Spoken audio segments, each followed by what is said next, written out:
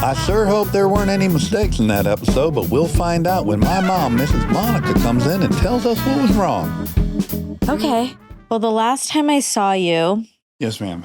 Or the last time the people saw you. And me, I guess. You and the people. Yeah, I am one of the people. Yeah. You're going to go to the hospital. Which I did. Yeah, so tell everyone what transpired. I went to the hospital. They hooked me up to... No, I peed first. Yawn. You were able to? Yawn sample. Remind everyone what happened. You couldn't pee. I couldn't pee. It was painful. I got a crazy fever. I gave blood and yawn at my GP. That stands for general practitioner. Yes, although he's not. He's an internist and he doesn't like... But at any rate, and then my family was concerned I was sepsis. Yeah. Again, I don't know if you say septic or he has sepsis, he's in sepsis. There's something weird about sepsis. Sure. But I don't know. Do you? Yeah, I think it's like... And turns out I was in sepsis. He went sepsis. He went sepsis. Or did he went septic? No, I think septic's only about the tank. Okay, the septic field and the septic tank. Anyways, get there, do some samples. They hook me up to a stronger antibiotic. My vitals are good, though. Great. So I'm there for some hours. I get a bag of fluid. Yes. And then he takes an ultrasound of my bladder. Mm-hmm. And it's full. Yeah. But I just peed. Yeah, but you didn't get a lot of pee out. Yeah. So he's like, we're going to have to do a catheter. And I was like, oh, no. Of all the things in life I hope to avoid, it was putting 2 feet of cable up my pee hole. Yeah. God, I did not want to do that. So I think I've had one before, but I think I woke up post-surgery with it. I also have had one, but it was gone by the time I woke up. And then I think I was on a tremendous amount of opiates in the hospital when they removed it or something. I don't know. I just have no memory of this. Sure. So I guess I'm not saying where I went or anyone's name. So this is the first order of business was the nurse was going to, and she told me I got to put lidocaine in your urethra. Okay. So she has this syringe about this big, about 6 inches long. It's a fat boy, all right? There's a ton of fluid in there. And so she's holding my penis and she puts it right up to the urethra. And I'm laying on my back trying to just be in another zone, right? I'm just trying to... Are you worried? About getting erect? Yeah. No, not at all. Really? No. Oh, I am so not horny. Terrified about getting this procedure. Oh, wow. Okay, that's good, I guess, for... That's a positive side. So she has this syringe. She's has it up to the hole. And I don't know if it was stuck or whatever happened, but there was an audible pop. And then the whole thing went in like, boom, the whole, and I went, oh my God. Like I yelled, oh my God. And she goes, oh, I'm so sorry. That's not supposed to happen. What? Oh no, that's not what you want to hear. Obviously slowly put all that fluid in. But again, I think it was stuck or something. Maybe she pushed you hard and it just made this loud pop and then it fucking just gushed 6 ounces of jam in my penis at once. Jam. Wait a minute. Was it? And I was like, whoa, we're off to a rough start. Was this nurse an armchair? No, but I loved her and I learned a ton about her. We had a very, very like connected, intimate conversation about like someone in her life who passed. And we had a really great time. Okay. I feel like this nurse is an armchair and got like nervous. She was holding the armchair expert's penis. Yeah. And like I don't think so because we were just speaking so candidly. She would have said she liked the show. No. I think that's where we were at. Okay. No, I don't think she was an armchair. Okay, I still do. Okay. So anyways, that happens and then they come back with the tube and then they put the tube in and I'm like, and it's just horrendous. I can't believe you don't get anything for it other than the topical lidocaine. Yeah. I guess it's just where I'm such a baby. These like zones where I'm a total baby, I guess. So it goes in. It's insane. It's insane and it takes so long because it's got to go through your whole penis and then up and then into your bladder, which is deep in there.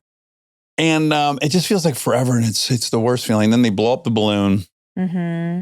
Then they strap the bag to my leg and they They stick the thing. Now, my one complaint was like big sticky pad to secure the bag and everything. And I have hairy thighs. Sure. She slapped it right on there. I was like, well, take a set. Let's get a razor. I'm mad I didn't advocate for myself. Oh, okay. Because as it turns out, when I got home, she had put it up too high. So my penis was hanging down much lower than where that thing was, which was making the tube go upward. Okay. And pull my penis up. And I was afraid going to pull the thing up. So as soon as I got home, I had Kristen and Lincoln reattached it lower. And then we shaved my leg. But getting that thing off with all the hair. Okay, whatever. Okay. Is it like belted? No. It's just there's a hose. And then I took a photo and I sent it to Eric and Aaron. And they screamed out loud, both of them. They said, because you can tell it looks absolutely miserable. But there's a strap. There's the sticky piece with clamps that hold the top of the hoses. And then you've got 2 elastic belts that go around 2 parts of your legs and then a big bag to fill with your yarn. Right. You immediately look 85 years old. Yeah. I mean, there's so many funny things that happened over the course of the 3 days I had it. One was we kept telling, I kept complaining about the tube in my penis. And at one point, like... day 2 or 3, I was emptying the bag in the toilet and Delta came into the bathroom and she goes, "Oh my God, Daddy, I thought you were saying that metaphorically." Tube in my penis. She didn't know I had a literal. What did she think? I don't know, but I loved that she knew to say metaphorically. Oh, yeah. I was like so distracted by how wonderfully she said. Her vocab. Yeah, I thought you were saying that metaphorically. Oh my God. And I go, I know, right? Yeah. You immediately look like you're in some serious medical. And I felt like it, I felt like, what's going on? Felt like a week ago. Yeah, just a week ago, I felt indomitable. And now I have this bag, and then the bag, and maybe other people have positive experiences with it. So I'm not bashing Kathy. Sure. And again, a lot of these things I think were just chickens coming home to roost, because you remember the Catheter Cowboy commercial. There's a cowboy who goes, I've been cowboying for 25 years. I don't like pain when I calf. Oh, yeah. I forgot about that. And you've been making fun of that for years. I have, because the guy was like 75. I'm like, let me get this straight. You started cowboying at 50? He might have. Look, you're 50. I'm not ready to start cowboying. I'm ready to start riding a soft chair. The thing about it is, mid-sneeze, I was like, oh my God. Anything abdominal. Yeah. It sucks because you have that balloon in there. And also just the balloon at the end of your bladder. What it feels like is that painful moment you have to pee so bad you don't think you can hold it. It just felt like that for 3 days. And anytime I moved, it was just like the sharp pain in there.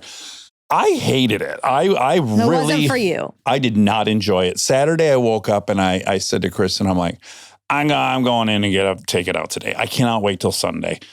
She's like, okay, but remember, they didn't say that arbitrarily.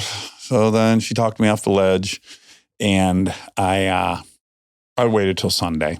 That's good. I was so happy to get it out. Yeah. I don't ever want one of those again. I understand. No, silver linings. Okay. Let's go through them. I slept in the guest house for 3 days. Uh-huh. And I really didn't do anything because I couldn't move. Anytime I moved, it was just the worst grody feeling of like, I'm peeing my pants. Oh, I'm going to add. Yeah. This is too much information. What? Goating doodles was almost impossible because you're Goating doodles? Going doodles. Pooping. Because you're really, I don't know about for a girl, but for a boy, you're using the same area to push the doodles and to push yawn out. Those 2 things are married for a boy when you sit down on the toilet. Right. You just push and everything comes out at once. But I had this tube, and so there were times where I was trying to doodles. Yeah. And all of a sudden, pee just started coming out of around the tube. Not in the tube. No. So it's somehow it's pushing around the balloon inside the bladder. Okay. Also, you take these pills to make your yawn super dark orange. It looks like the McDonald's. Really? You remember McDonald's orange drink? No. Okay. They got to call orange drink. It wasn't orange or juice. Okay. And I don't even know if it was orange soda. Maybe orange soda. It was dark as hell orange. Okay. And I'm just on the toilet, and I'm like, oh fuck! My penis can't be in the toilet because it's got a tube hank coming out of it that's attached to my lower leg. Okay, so the bag's like at your ankle? Yes. Oh, it's that far down. Not at my ankle, but around my knee. Oh, wow. I imagined it like high up. I'm gonna Post the picture. No, I'm gonna crop the photo. Okay. So you can at least see the placement on the leg. Okay. All these pictures of Eric's dad as a wizard. Sure. We touched on that last week. Okay, so I've mocked out the offensive. Okay, hold on. Oh boy. Oh, wow. Yeah. Ooh. Yeah. Also, yeah, hold on. The color of the pee is McDonald's orange. Again, it's these specific pills they make you take because they want to be able to see the line in the bag really clearly. They don't want like see through yawn. They don't want, wow. Okay, because it's like, Fuck, it's kind of humiliating. Here, can I have it back? No, I'm still looking at it. Come on. I don't like this anymore. Can I have it back now? Okay, the belt is made Rob, of like. I'll send you the whole one with my penis so you can see the tube coming out. Great. Fuck. So yeah. And then, so I got it out and then I thought, oh, that's my only problem in life is this catheter. How did it smell? The pee. There wasn't any smells, but did I wrap up? Like there's nothing more disconcerting than there's like yawn coming out around the tube. Yeah, that's uncomfortable. I'm like, what's happening? Why shouldn't the urine be coming through this hose? What's wrong with the hose? Is the hose blocked? Why am I and able to push urine? Were you worried you were going to get it in the tube somehow? No. Okay. I've had some follow-up questions throughout this process, but these ones are definitely the best. What about, was it warm, the pee on your leg? Mm-hmm. Yeah. Yeah. Did that feel kind of good? I mean, it was really hard to enjoy anything. The other thing I was living in like abject fear of is like, fuck, I hope I don't get a boner. That's what, oh, you mean during it? With this hose in. Like sometimes you're sleeping and you have a erotic dream and you wake up morning wood aroused. And I'm like, is it going to jerk? What part of the tube is it going to fuck? Huh. Interesting. I'm sure there's some slack so that it. Kristen did not think this was a thing, but Eric and I thought it was a thing. Mm-hmm. I was texting with him most. He had to deal with most of my complaints. Sure. And I said, Eric, I'm not going to masturbate, but don't you think they should have told me I can't? Maybe you can. Oh my God. I mean, seriously, some people have catheters in like for life. Like, I'm sure they have to masturbate. I don't think you can. And then also, Really? Where is the semen coming from? It doesn't come from your bladder, and you have a tube. Like your vas deferens. Your vas deferens is the muscle that's like pumping and pushing the semen out. Anyways, what I said to Eric semen would go through the catheter. Well, the thing is, I don't think it can because I don't think the semen goes into your bladder and then out your urethra. Somehow it would leak out the way the. Yes, a man can ejaculate while using Rob's pulled up an indwelling urinary catheter. He Googled it. Okay. Though it requires specific consideration depending on the type of catheter, the individual's comfort level, mine was low, and the desired sexual activity, mine was low. While intermittent catheters used for self-catheterization are removed before sex, indwelling Foley catheters can be kept in place. A suprapubic catheter, which enters the bladder through the abdomen, is suprapubic preferred for sexual activity as it doesn't interfere with intercourse. Okay.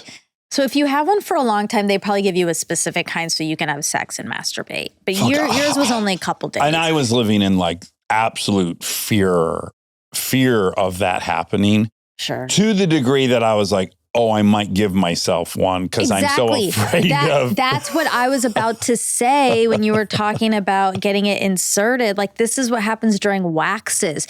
Like, it's so uncomfortable, but they're like, there's a little nervous. Worry. Like, what if you get visibly. Yeah. And not because you're into it, but just because like you're convinced, you're worried. You're so afraid of it, you might manifest your fear. Self-sabotage. Yeah. Yes. Yeah. So anyways, I got it out. Okay, great. Well, more than that, I was bold. I went out to eat on Saturday night. I was like, fuck this. I'm going out. You did? Yes, and I had to walk. I had to walk like a grampy. I could only walk like a step, like 8-inch steps at a time. Yeah. Were you worried it was going to fall out of your pants? Sure, but that I knew it wouldn't happen because the balloon would catch it and it'd start pulling my bladder through my body. So I was more nervous about that. Okay. Like, am I going to feel, we had a Armchair Anonymous nurse talking about a patient who ripped his catheter out with the balloon inflated. God. I kept thinking of that the whole weekend. Oh my God. Now, when I just saw that picture, it kind of reminded me of my water babies. Oh, sure. When I grew up, and I would make babies out of those grocery bags. And then I'd fill it with water and carry it around and it'd be my water baby. That kind of looked like a water baby. Yeah. Oh, another interesting thing is the one thing I was excited about was like, oh, cool. I kind of have my dream. I don't have to get up to go pee in the middle of the night. So I was looking forward to that. Yeah. Well, I woke up in the middle of the night, like 4 a.m.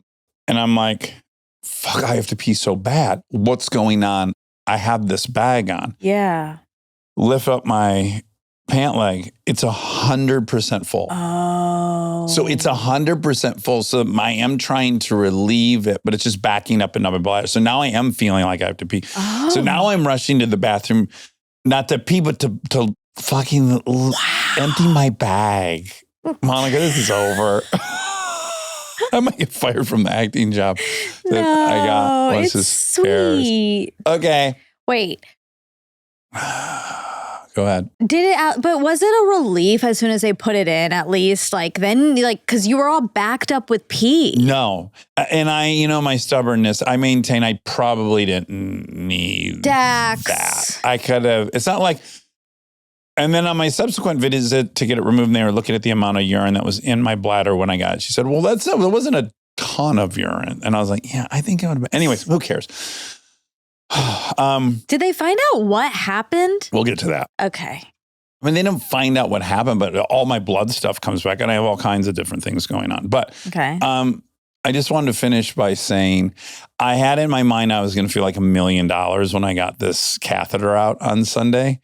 And then I got the catheter out and I got home and I was like, oh, I still feel like shit, I still have a massive infection. I'm still on still on antibiotics. And I'm on really heavy ones now. Got it. That make you not feel good. So some of the results, one is E. coli was in my UTI. I said that. You did not want to hear it, but I did say that. UTI, I think prostatitis. Okay. Like infection in your prostate. E. coli. Weird. That was in the mix. But you didn't have any tummy troubles. I never had Honus or throw up. But I had a piece, did I ever tell you that part? That right before I got the fever, I'd had a piece of bacon? Elk. Elk. Oh. That Kristen had cooked while I was away. And I was like, that was in the fridge too long. I took a bite and I was like, I think we should throw this away. I don't think this is good. So I had eaten. So you had one bite of it. Just one bite. Well, then maybe that was. And threw it away. Ew. So I don't fucking know, Monica. Like what? I asked about they're not carbuncles. I call them carbuncles, but I don't even think I actually have carbuncles. But it is. I asked about those. The doctor says it's completely unrelated. He looked. He's like, "There's nothing." Did he say they're okay? Yeah, he looked and said, "There's nothing. There's nothing cooking here. These are fine." I was like, I diagnosed you with something. What did you have me on? MRSA. Right, you have me on MRSA, and he said, "Now that thing, MRSA is very common when you cycle and wear tight clothes." So he did recommend I use a surgical soap when I cycle. I am disgusting. I sound like a complete Petri dish. Fine. You're just a person. You're just saying that to egg me on, so I can say even more. Did I tell you that they found anal warts all over my face? Did? No.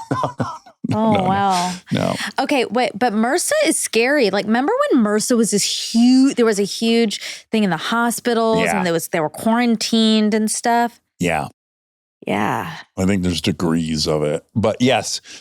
All to say, I was a little sad that I didn't spring back to full health. Sure.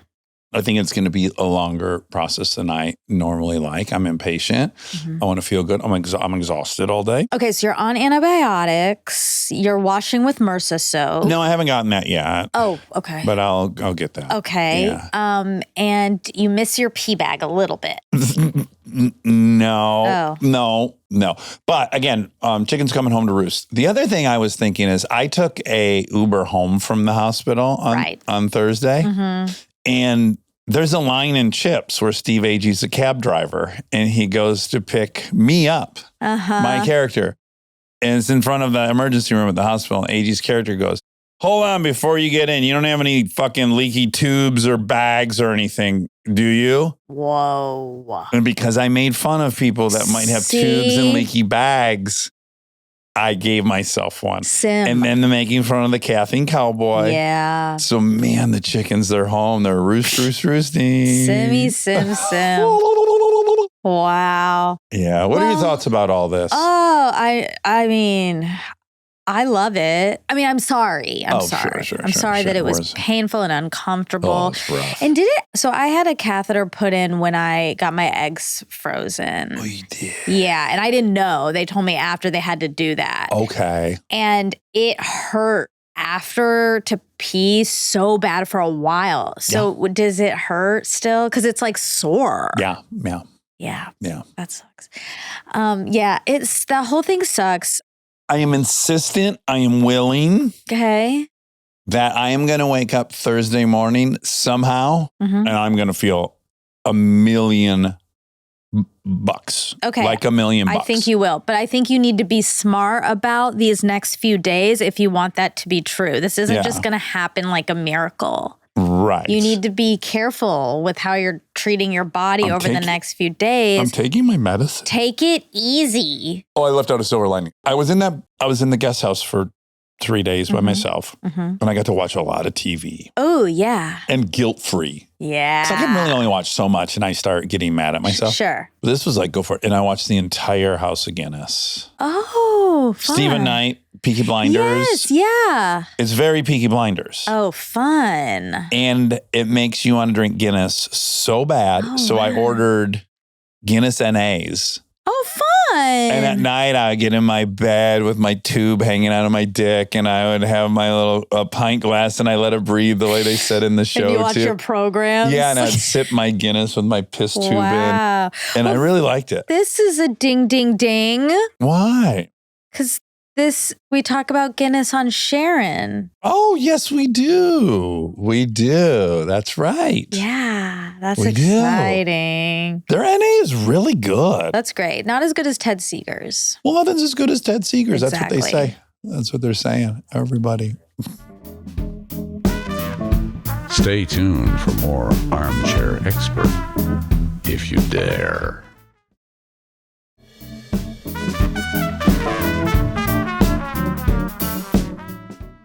Wow. Well, that is harrowing. You went through a lot. How was your weekend?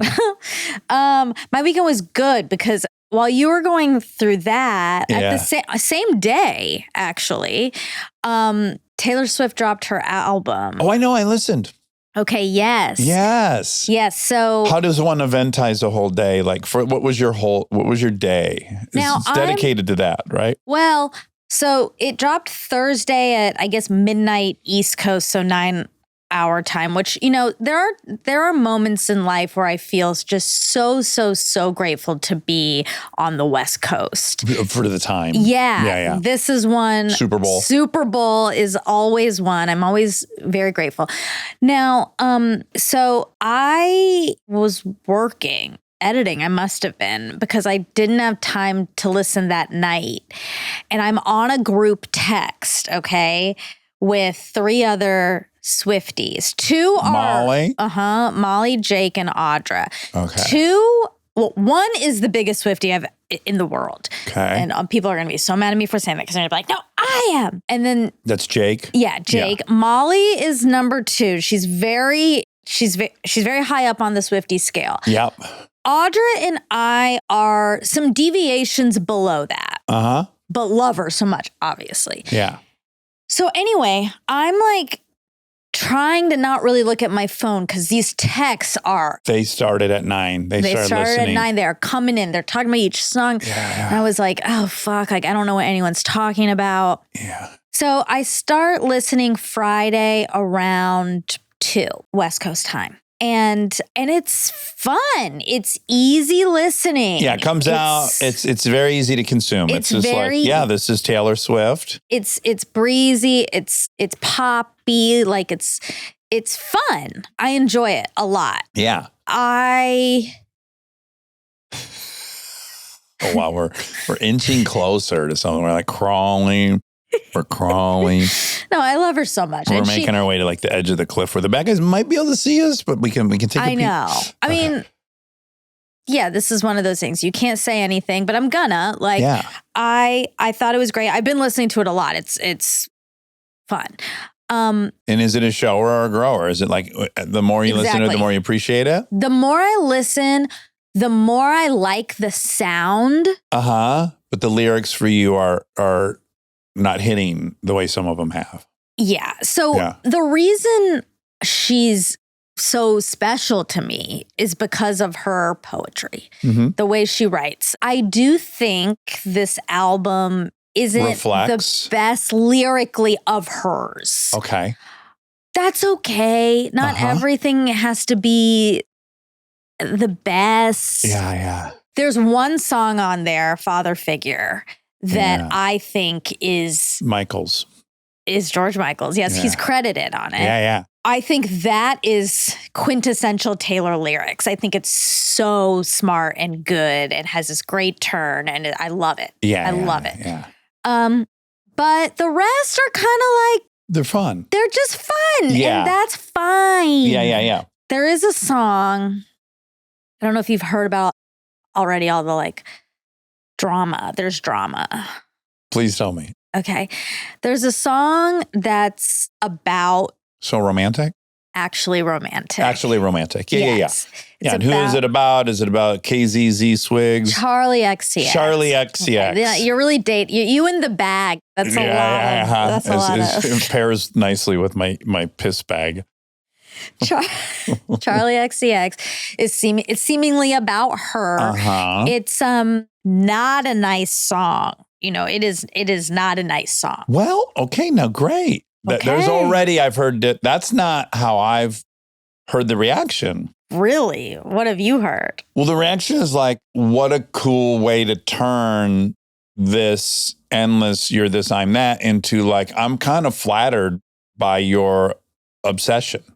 Right. It's actually quite romantic that you're thinking about me that much. I know. Which is, it's a little catty. It's so catty. It's so catty. Okay. Look, by the way, it is a bop. Like I feel very personally conflicted about this because I really like the sound of this and I like find myself singing. Really grooving to it. Yeah, moving your hips and your shoulders. And yet I am fundamentally kind of like, it's not. You're the most famous person in the world. You don't need to do it. You just don't need to do that. Really quick. Yeah. I think this is where you're seeing tension between the internal identity and the external identity. Mm-hmm. So yeah, she's the biggest pop star to ever be. Yes. This is below her. Yeah. But to me, it's like she'll always be the mid-level kid in school. That's who she feels. Yeah, she will always be that in her heart. Like a mid-level kid in school. And I don't know anything about Charlie XCX, but the name makes me think she feels like that she's owning her sexuality. And is that, I've literally haven't seen a picture. Cool. She's just cool, right? She's cool. Yes, she's cool. So when your internal identity is stuck in 8th grade and someone who's cool, then you lose sight of the fact that, no, actually I won the bigger war and this is kind of below me. This is me. This is my dissonance when I am the boss of 100 people on a set of a movie. It is really hard for me to understand that. It shouldn't be, but it is. I know. Like I'm against the principal at high school and the boss. So to be one is so confusing. Yes, I understand. And I think actually that is a through line through this whole album. I think there are parts of it that to me read like, all these cool kids rejected me, and so I'm kind of swinging back into this other direction.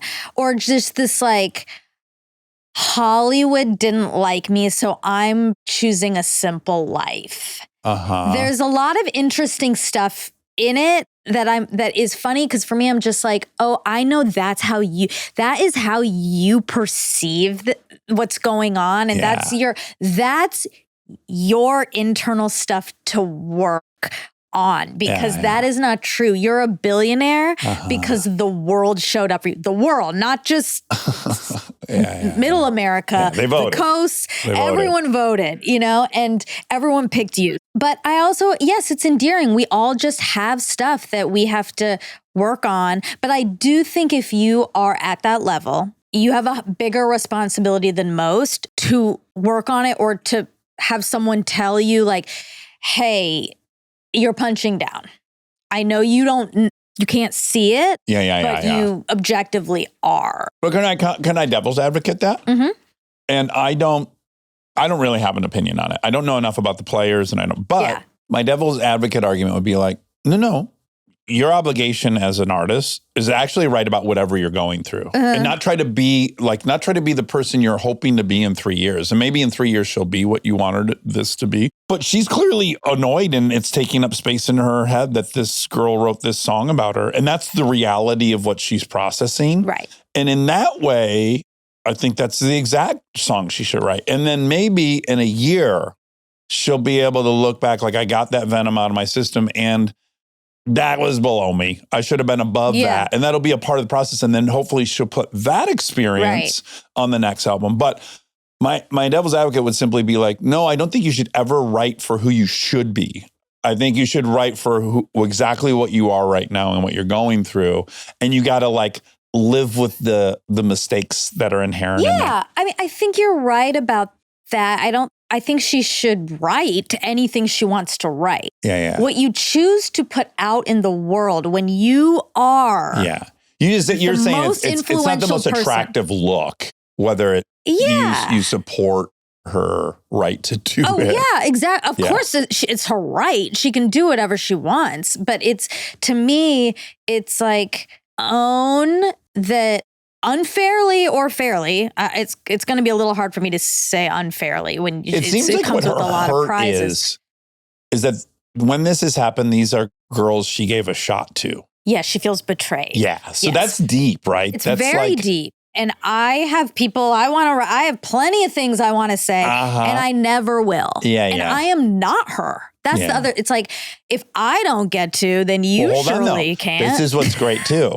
Is obviously we see in each other what we're struggling with ourselves. Yeah. And I would say you are her actually. And I don't know that it's hard to update. Well, I'm not her. We have to be we just literally have to look at our Instagram following and be realistic. I'm not trying to be her. Oh, I know. I'm just saying, I think you should identify with it because I think it's hard to onboard. But all to say, I feel a responsibility. And there are things I would love to say to the world that I'll never, ever, ever say to the world. Sure. And it is because it's not the right thing to do. It's not going to make the world better. It's not. It's not going to make the world better, and it's causing pain for no reason. And that's for me to deal with in therapy. Not, Again, I'll write about it, do whatever, but to put it out is a real choice. Last counter. Just thought of it. There's nothing in the history of rap that's been better for the industry than the feuds. Diss tracks, yes. They fuel everything. Yep. This whole Drake I would not be surprised if we saw them having lunch in Italy somewhere. Sure. I mean, really. Yeah. And you, now that a lot of these rappers are long past that phase, you'll hear Ice Cube, like Jay-Z's writing songs back in the day for, East Coast, West Coast. Yeah. Jay-Z's writing a Dre song, his most popular song. Like none of that, a lot of that was not real. And it was great for business. Is it possible that Taylor's like, yeah, this is below me, but like, this is part of the game. This is part of the product. And so now Charlie XCX gets to write a counter song to this one. Right. And that thing will pop.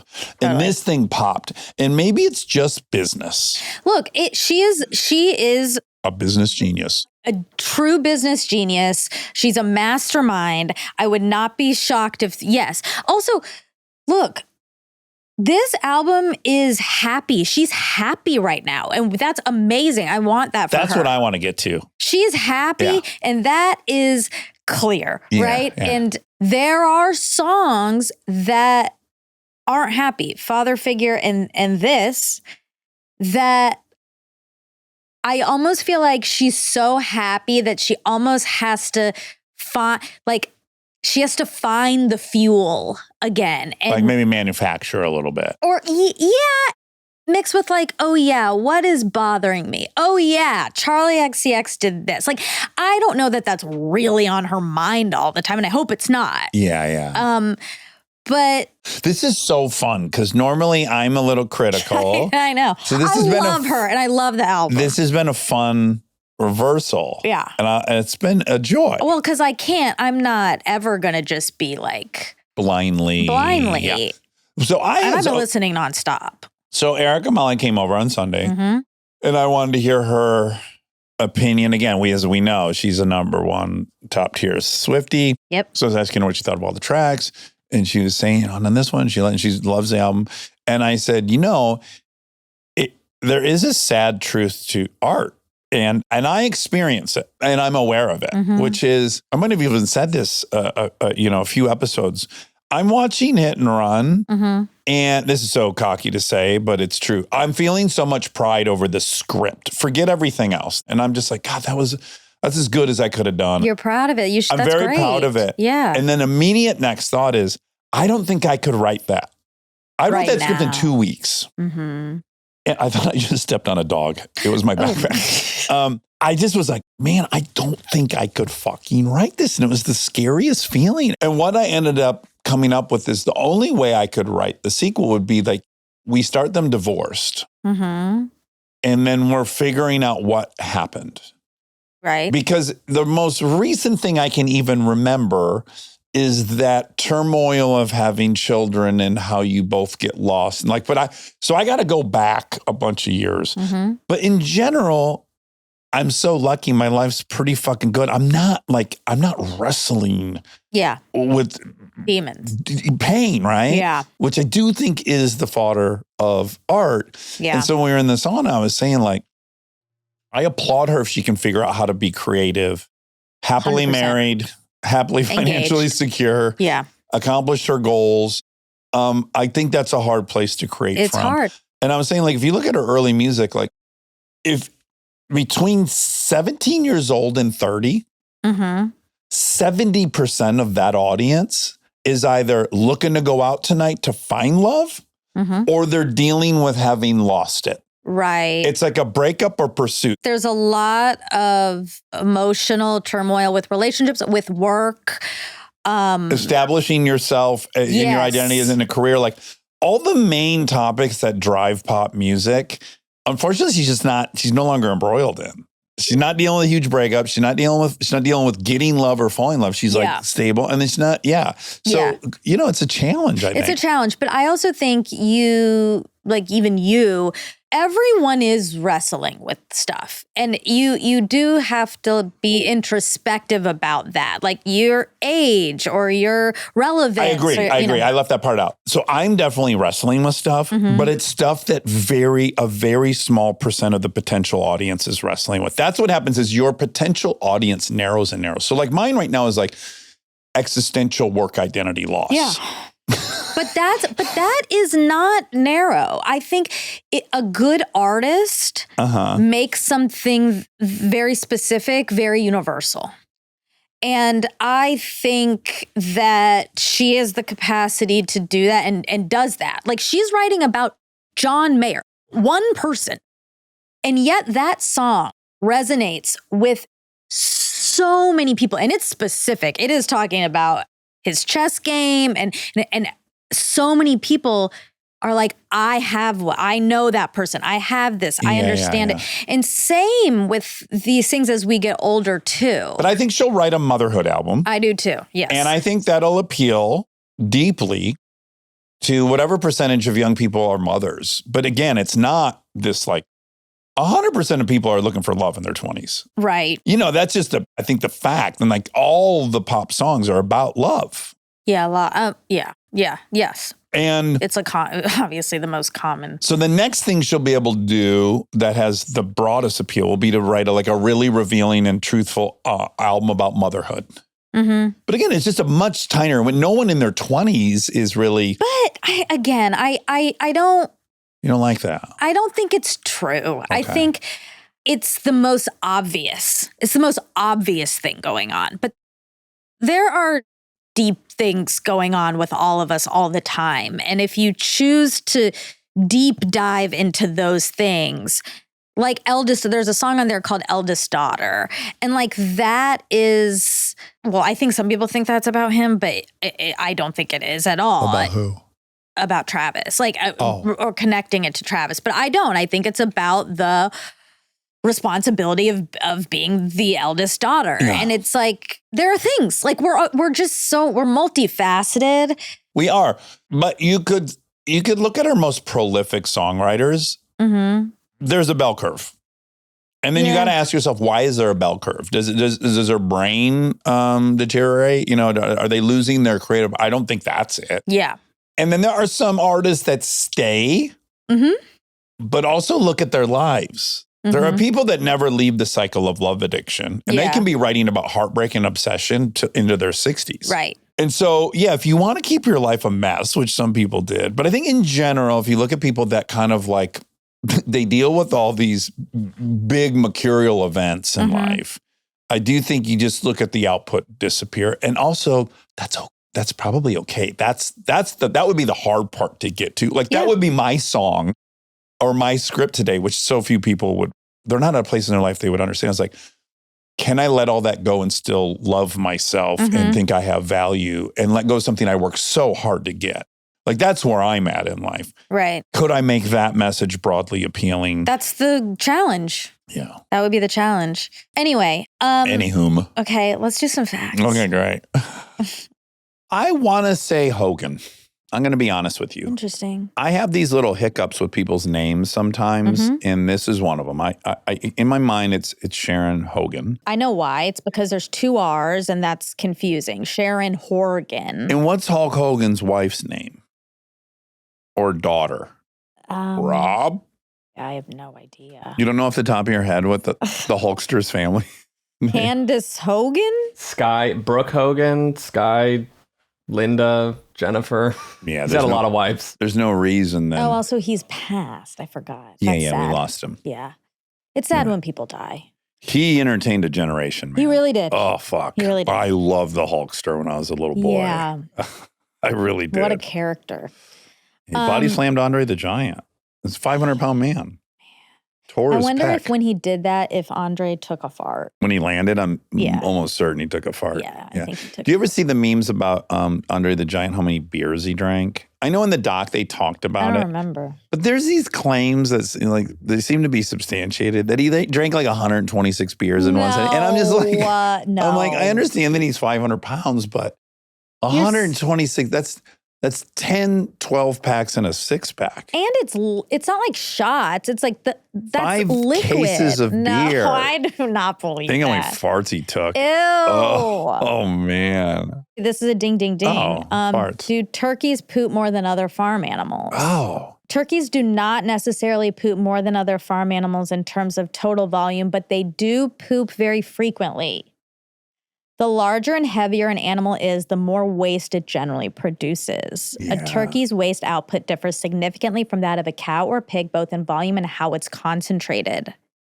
Like chickens, turkeys have a fast-working metabolism that causes them to excrete waste often, as frequently as every 20 to 30 minutes. Okay. Wow, yeah, you were right. We're watching this nature show about dolphins, the girls and I. Uh-huh. And this very, very assertive bird lands on the boat. And the guy's just standing there doing his 2-camera thing. And all of a sudden this bird just lands and it comes right up to his face. Like, I've never seen a more confident bird. It was not afraid of this human at all. That's nice. And then it's sitting there and they kind of are getting a bang out of it. And then it just goes, oh, it just sprays. So rude. It sprays bird poop on the front of the boat. And then it does like 4 more squirts throughout the thing. And I'm like, I fucking hate how they squirt their poop. And then it brought back PTSD of that woman in the grocery store that we saw. Oh my God. Pulled her jersey. We didn't see. We saw a video. We saw a video. We did not see him Where she pulled her jersey material shorts to the side and just squirted like a goose on the floor of in the middle of a grocery store. It was I mean, what? So And like, we have a high tolerance for poop stories. And like, we understand that sometimes you have to tonka, but this was so just like This go is outside. brazen. Yeah. I mean, also, like, here's what I would have done. If it was like that and it was that desperate, she was in the vegetable section, grab one of the plastic bags that are everywhere around you and squirt into that. She didn't care about others. At all. Yeah. She had no regard for anyone. I feel like if you're going to do that, you liked it. Like you enjoyed it. It's a kink. Although we have had some Armchair Anonymous stories where people do crazy stuff when they have to poop and they're like, they're just like, my brain wasn't working. They're good people. And they're good people. They're really good people. So I don't know, but it is such a disturbing the video. way this bird was just, it's squirting. Ugh. It's so gross. And they're so smug about it. Yeah. Okay. The waste, called hot manure, is very high in nitrogen and phosphorus compared to most other livestock manure. Cattle, the sheer size of cattle means they produce a much greater volume of manure per day than turkeys. A large dairy cow can produce more than 100 pounds of manure daily. 100? You? Yeah. A cow shits you out every day? Every day, compared to a turkey's fraction of a pound. So they're doing a lot, but tinies. Yeah. Interesting. When I watch nature shows, I'm just so grateful that I'm an omnivore, because if you're a herbivore, you have to eat so much to get any calories out of it. There's just no calories in hay. You have to eat a bale of hay and then dump a Monica. Does hay have fiber in it? Seems to have. Yeah, I think it has a lot of fiber. Oh my God, imagine the constipation. Yeah. Okay. And then it's got to go through their 4-chambered stomach because it's like impossible to break down. Ugh. Okay, I did a little more research on this. Yeah. While the largest individual poop comes from blue whales and elephants, animals that poop the most frequently are small, energy-intensive creatures like some birds, ding, ding, ding, 40 times a day. Oh, my God. Rabbits, 200 to 300 times a day. No. And penguins, 6 to 8 times an hour.